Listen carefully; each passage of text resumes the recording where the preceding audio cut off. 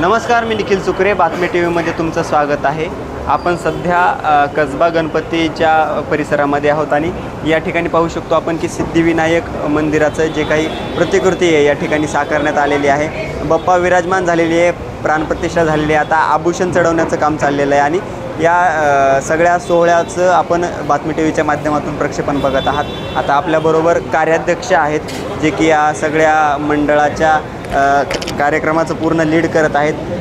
अध्यक्ष, काय सांगाल आता सध्या कशा प्रकारची ही तयारी झाली होती आणि आज काय उत्साह आहे? नमस्कार, मी निलेश वकील, कार्याध्यक्ष श्री कसबा गणपती. जसं तुम्ही बघताय की गणपती बाप्पाचं आगमन झालं की गणेश कार्यकर्त्याची एक दिवाळी साजरी होते. तर आता थोडक्यात आपल्या सर्वांच्या दृष्टीने ह्या दिवाळीचा सण आहे. आपण जसं मी म्हणलं की आज आपल्या 80 सभासद आणि 150च्या वर कार्यकर्ते मिळून 250 लोक मिळून हसत खेळत या कार्यक्रमाची तयारी आहे. गेले 2 महिने प्रत्येकजण छोटी छोटी जबाबदारी घेते. तर या पद्धतीने आनंदाने आपली उत्साहाने कार्यक्रमाची तयारी होऊन सुरुवात आहे गणेशोत्सवाची. किती दिवस ही तयारी चाललेली असते आणि आपल्या मंडळ कशा पद्धतीने काम करतं या सगळ्या तयारीसाठी?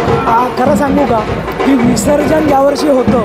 विसर्जनाच्या दुसऱ्या दिवसापासून मनात तयारी चालू होते आणि आपल्या जानेवारीमध्ये ग्रामप्रदक्षिणा असते, एप्रिल मेमध्ये लहान मुलांसाठी विद्यार्थी दत्तक योजना असते. खरं सांगायचं तर गणेशोत्सव कार्यकर्त्याच्या दृष्टीने मनातनं वर्षभर तयारी चालू असते. पण खरी तयारी ही 2 महिने आधी, म्हणजे गणपतीच्या 2 ते 2.5 महिने आधी ही तयारी चालू आहे. कशी ही प्रोसेस असते? नेमकं देखावा कोणता साकारला जाणार, कोणत्या मंदिरामध्ये बाप्पा विराजमान होणार आहेत? आपण दरवर्षी वेगळ्या प्रकारची प्रतिकृती करतो. हा सगळा एक रंगाचं नियोजन असतं की कोणत्या रंगामध्ये यावेळेस बाप्पाला विराजमान करायचं आहे, फळं कोणती असली पाहिजेत, वेगळ्या प्रकारचा सगळा साज चढवला जातो.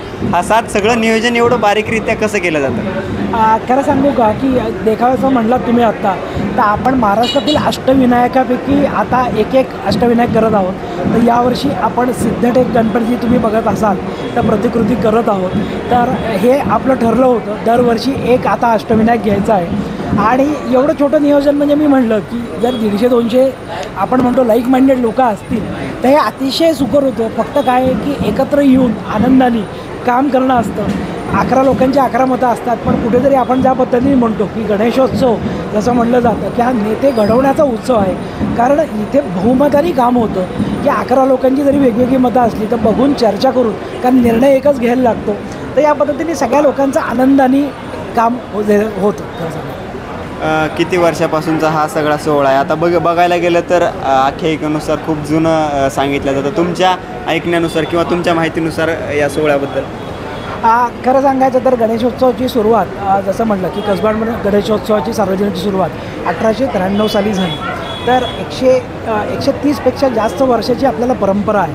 तसं मी म्हटलं की हा उत्सव चालू झाला स्वातंत्र्य मिळण्यासाठी. त्या काळात आपल्याला की स्वातंत्र्यासाठी एक होण्यासाठी की आपलं असं कुठलं स्वरूप नव्हतं. की मुळात तुम्ही बघितलं तर हिंदू धर्मात साधना ही एक म्हणतात व्यक्तिशः केली जाते. पण आपण लोक जोपर्यंत की एकत्र येऊन साधना करत नाही, आपल्या स्वातंत्र्याविषयी बोलत नाही, ही कल्पना अनेक थोर मान्यवरांना त्यापैकी लोकमान्य टिळकांना आली आणि त्यांनी हा गणेशोत्सव सुरुवात केली. आणि तुम्ही बघितलं असेल की गणेशोत्सव सुरुवात झाल्यानंतर जसे 2 उदाहरणं दिली जातात की जसं छत्रपती शिवाजी महाराजांनी इथनंच की आपल्याला हिंदवी स्वराज्याची एक हाक दिली आणि दुसरं की स्वराज्य हा माझा जन्मसिद्ध हक्क आहे हे लोकमान्य टिळकांनी पुण्यातनं दिलं. तर मी म्हणतो की आपलं हे मंडळ कसबा गणपती याला आपलं नशीब आहे की छत्रपती शिवाजी महाराज आणि लोकमान्य टिळक या दोघांचा परिस्पर्श एका वेगळ्या अँगलनी झालेला आहे. तर अशा पद्धतीने गेले 130पेक्षा जास्त वर्षाची आपल्याला परंपरा आहे. स्वयंनिर्मित आपली गणेशाची मूर्ती असल्याचं बोलल्या जातं आहे. या आख्यायिकेबद्दल काय चर्चा होते याची नेहमीच? तुम्ही समोर बघितलं तर कसबा गणपती मंदिर याची एक आख्यायिका अशी आहे की औरंगजेबाने त्यावेळेस पुरवणी नावाचं शहर होतं, हे गाढवाचा नांगर वापरून हे उद्ध्वस्त केलं होतं. पण राजमाता जिजाऊ यांनी चंग बांधला होता की इथं एक सुंदर शहर बसवेल आणि सोन्याचा नांगर राजमाता जिजाऊ छत्रपती शिवाजी महाराजांबरोबर करत असताना त्यांना ही मूर्ती सापडली अशी एक आख्यायिका आहे. की हे समोरचं मंदिर 1600 शतकातलं म्हणजे जिजाऊंच्या वेळेतलं हे आहे आणि त्याच्यामुळेच आपल्या मंडळाला मानाचा पहिला ग्रामदैवताच्या समोर असल्यामुळे हा आपला मान मिळालेला आहे. मग एकूण आता ही सगळी धामधुमीचा काळ आहे. 10 दिवसांचं नियोजन कसं आहे आणि भाविक एवढा ओसंडून प्रतिसाद पुण्याला असतो. पुण्याला एक पार्श्वभूमी आहे. पुण्याचा गणेशोत्सव जगभर चर्चिला जातो.